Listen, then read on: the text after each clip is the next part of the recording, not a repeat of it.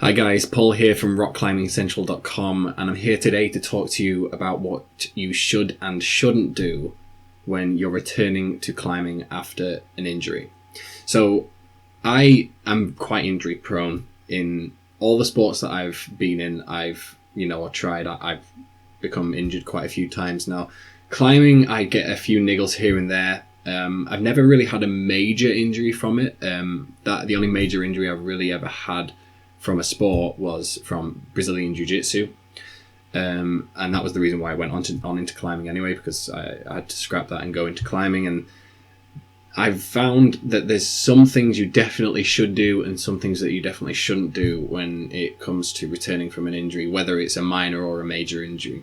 This isn't just from my own experience. This is from talking to other people about it, what they say about their major injuries. I mean, I have had torn rotator cuffs and stuff like that, so I suppose you could class that as a sort of like a mediocre injury. And I've definitely found that there's some things you shouldn't do. So this video is just going to be a general outline. If you want some more information, more detailed information, some meaty information, I've definitely got something better for you. I've written a whole article on that on my website at rockclimbingcentral.com/returning. Again, just go there if you want more meaty information.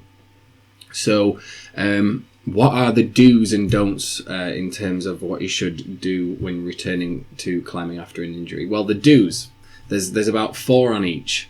So the first thing that you should definitely do when you're returning is stretch your muscles and warm up before a session. This is, probably something that you will have known anyway. It's quite obvious, but warming up before a session is definitely something you should do, especially where the injury is based. You want to make sure that you can perform well enough when you're climbing. If your muscles aren't warm, if your bones are stiff, if your muscles aren't warm and your bones are stiff, then you're not going to be able to perform very well.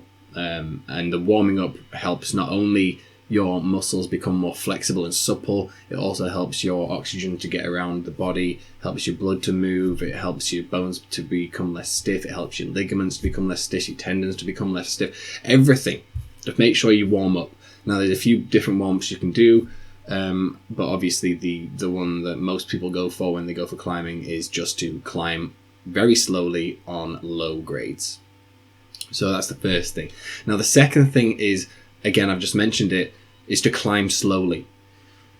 When you return to climbing, after an injury, you want to make sure that you're not going to put too much stress on that injury. So being aggressive on that wall is just one of the worst things that you can do. You don't know whether you're going to re-injure it. So you kind of want to climb slowly, maintain a sort of mediocre pace after that. Don't climb too fast unless you want to take the risk of re-injuring yourself. You really need to kind of listen to your body. Just don't put too much load onto your injury, whatever the injury may be, whether it's a leg injury or a shoulder injury, whatever it is, back injury. Don't put too much load on it. Climb very slowly. Make sure that the next, the transition or the next hold is actually doable without re-injuring yourself. So the third thing that you should do is to keep warm. Just throughout your session, keep warm. You've warmed yourself up. Now, if you then come off a climb, let's say you've just finished a climb, you didn't re-injure yourself, and you're now talking to someone for 10 minutes, 15 minutes, 20 minutes, and you're just standing there stiff. You're not doing anything. And this does happen every now and again, for some people. They'll literally just stand there and talk because they'll maybe seen someone that they haven't seen in a while, in the indoor climbing gym or whatever. Just make sure that you really keep yourself warm. And if you do end up talking to somebody, make sure that you warm up again, because you don't want to injure yourself because you're too stiff or, whatever. The fourth thing that you should probably do, and I think I've kind of mentioned this when I said climb slowly, is that you should climb lower grades.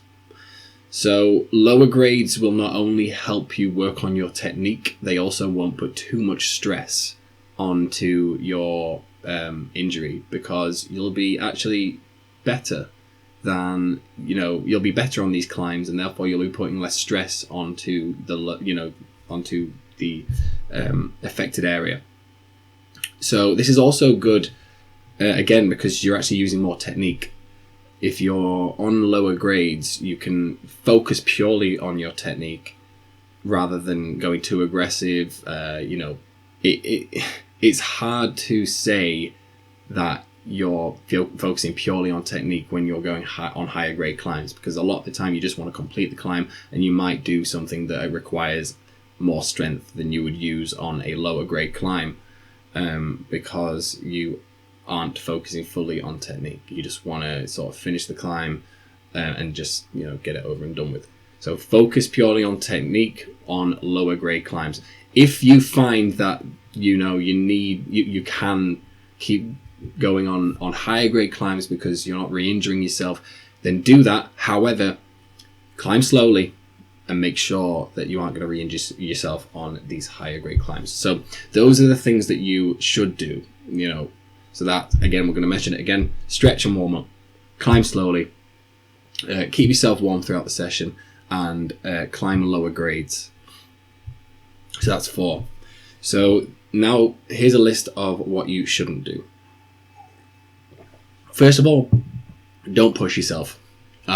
Pushing yourself is really bad. It's sort of like the opposite of climbing slowly. If you overtrain and you go overly aggressive on the wall, and you try to do too many climbs and your body or your injury just isn't, it's not up for it, because it's still sort of in that stage where it needs to get used to climbing again. It needs to get used to being used, that part of your body, whatever that may be. You could re-injure it, and then it might even take even longer to heal. Secondly, I'd really advise that you don't do any sort of jerky movements or dynamic moves, dynos, because if you've got an injury and you do a jerky movement or you do a dyno and it doesn't go very well, you can re-injure yourself. So when I had my rotator cuff injury, which is in your shoulder, I didn't do a dyno, even though I was fine. When I came back after my injury, I was pretty much fine. I couldn't really feel it that much.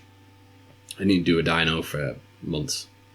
Any climb that I knew had a dyno in, I would leave, just because, especially if it was on that particular shoulder, because you just don't want to pull it out. You really don't want to re-injure yourself.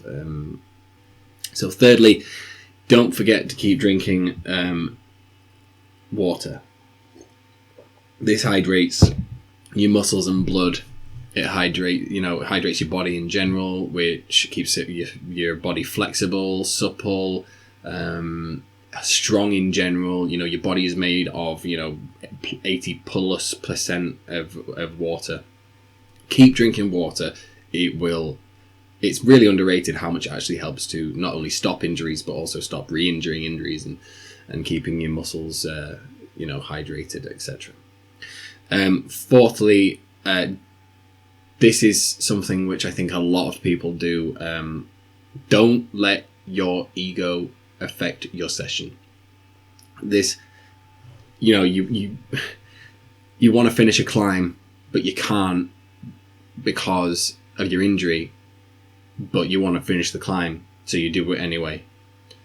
Don't do that. You're not going to do anybody any favors. Yes, you finished the climb and now you can't climb again for another 4 weeks or something.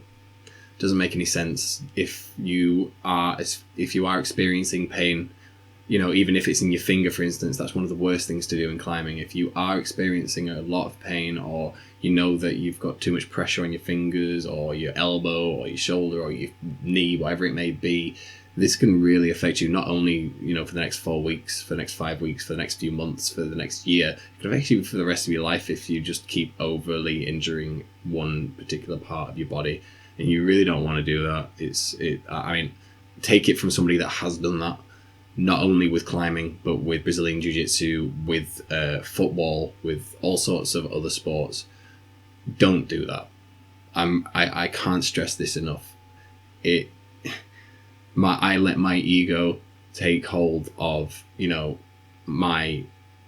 can let my ego take hold of my body, basically, and I re-injured myself over and over again. And that is why I have a neck injury now, which doesn't seem to be able to be healed because I kept on training on it in Brazilian Jiu-Jitsu. Don't do that. Don't do what I did. So again, the 4 don'ts are: don't push yourself, don't try dynos and jerky movements, don't forget to keep yourself hydrated, and don't let your ego take over.